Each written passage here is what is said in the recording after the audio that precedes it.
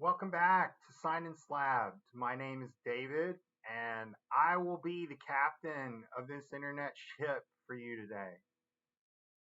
So, as I mentioned in my reboot video, I want to go back in time to talk about and spend some time and effort on some things that I just take for granted, and I think most other people do as well because of our experience in the hobby. Some of you may find this video a little bit basic, and that's okay. I'm trying to thread the needle a little bit here with some of this content, with a particular focus on new collectors and especially some of the younger collectors. So, with that, let's talk today about one of my favorite buying platforms, which is eBay.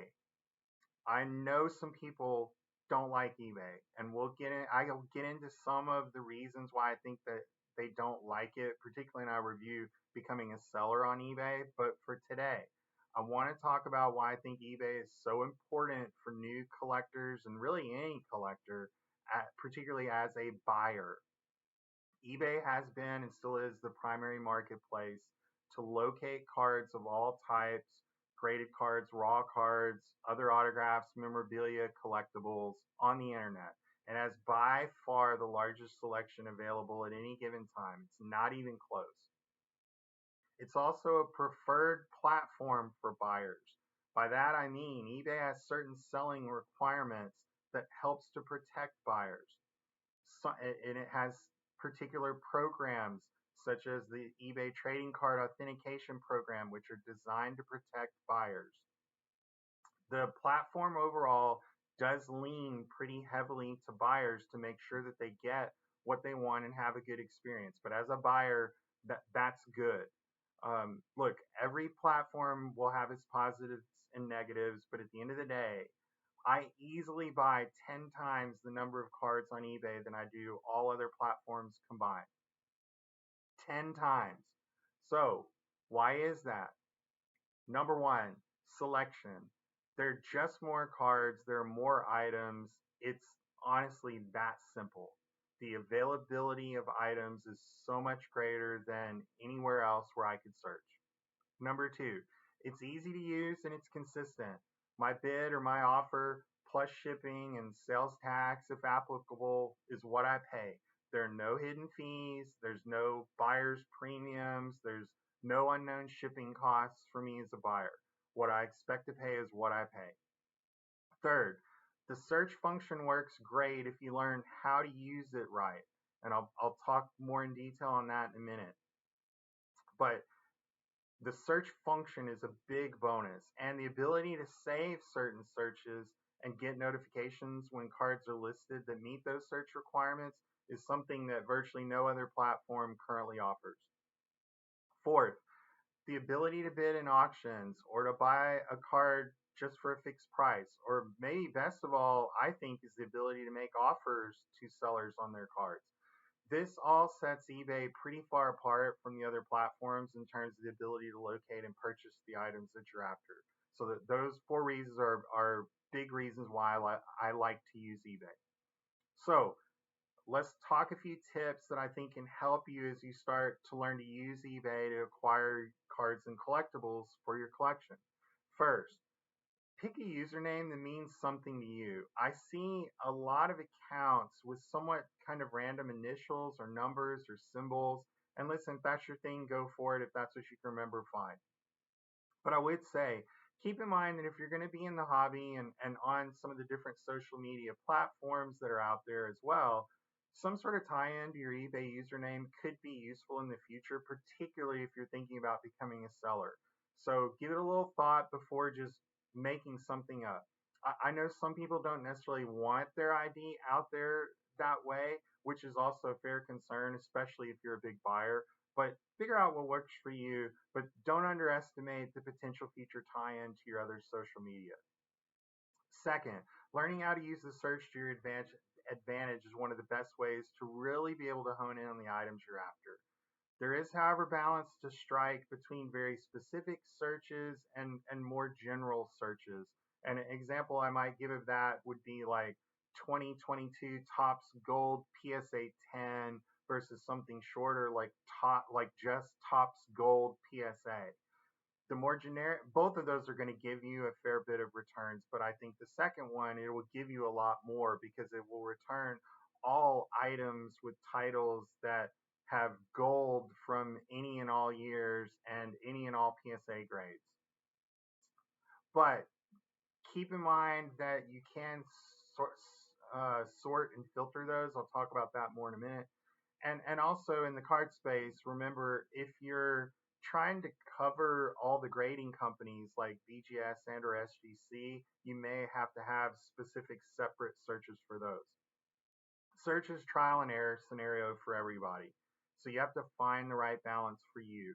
But I've found that the searches are a little more broad, allow me to locate cards that aren't always listed with the titles the way that I might think they should be listed. People make mistakes all the time. They'll list cards with the wrong year, they'll misspell a name, they sometimes don't put the grading company or the grade in the title. I've even seen recently where people just forgot to put the player's name altogether. So as you get more experience, become more familiar with how the search returns are generated, you'll find the right way, I think, to craft some of your searches to put you in the best position to locate the specific cards. And make sure that when you have figured out a good search that you save it. And this is all true, especially in the memorabilia world. I frequently find that items don't have the proper authenticator listed, or the seller doesn't really know exactly what they have, so they don't even know how to list some of the critical details. Now, this is memorabilia is a completely different skill set from cards. I recognize that, but my ability to put that skill set to use is highly impacted by my ability to locate items on eBay's platform. So I think developing your search skills is absolutely key, and it will absolutely pay dividends for you later if you decide to become a seller. So, and I'll do, as I said, I'll do the seller video on another day. So keep your eyes out for that. And remember, with search, you can sort and filter the bigger search returns by the type of listing, such as auction or fixed price. You can you can sort it based on lowest price, newly listed. You can also filter based on the listing category, whether that's baseball card, football card, etc. I would just say be careful on the category filters because it's not unusual for cards to sometimes be listed in the wrong category, such as a Mookie Betts card appearing in a basketball category accidentally. And because a lot of sellers also use templates, and if they don't necessarily pay attention, they may hit it into the wrong category. So I like to make sure that all items are clicked, but the categories is another way that you can filter larger search returns for a smaller number of items to review. Third tip, make sure you read the descriptions, especially for raw cards. For graded cards, I'm not always concerned about this as the pictures really should speak for themselves. But for raw cards, sometimes the sellers will note small condition issues in the descriptions that you can't always see in the pictures. So it's usually worth a quick look. The really good sellers will try and do this. Also, as it relates to sellers, make sure you look at their other items. This can help in a couple different ways. First, how many items do they have for sale? Are they selling similar items to what you're looking at? Do they just have a few listings? Sometimes maybe even just the one. It should help give you just a sense of kind of the quality and the quantity that a particular seller that you're potentially going to be dealing with is. Feedback doesn't always tell the whole story, but feedback is usually pretty indicative. And just know that large sellers inevitably get negative feedback from unreasonable people. So when you're looking at that, look to see if there's any sort of trend in the negative comments. Maybe a common one would be poor packaging or slow shipping. But don't just always assume it's the seller's fault that they got a negative. Sellers aren't perfect, and I can tell you from my experience over 20 years on eBay, there are far more unreasonable buyers than there are bad sellers on the platform. And keep in mind, and this is really key, keep in mind most sellers do offer shipping discounts for multiple items. So that can be a big advantage if you find something you're interested in, but maybe they've got a few other things, you can kind of lower your overall shipping costs by buying multiple items at once. So speaking of shipping, make sure you know what the shipping costs are going to be. for lower dollar items, sometimes the shipping cost actually makes it not a good deal anymore. And don't get frustrated if when you see $5 shipping for single cards, because that is essentially the cost of someone sending a card first class in a bubble mailer. And I'll talk a lot more about shipping in the seller video later as well. Now, some sellers do offer a cheaper shipping service, but just know that that's usually just a card, hopefully in a top loader in a plain white envelope, which is not necessarily the safest or most secure way to transport a card in the mail.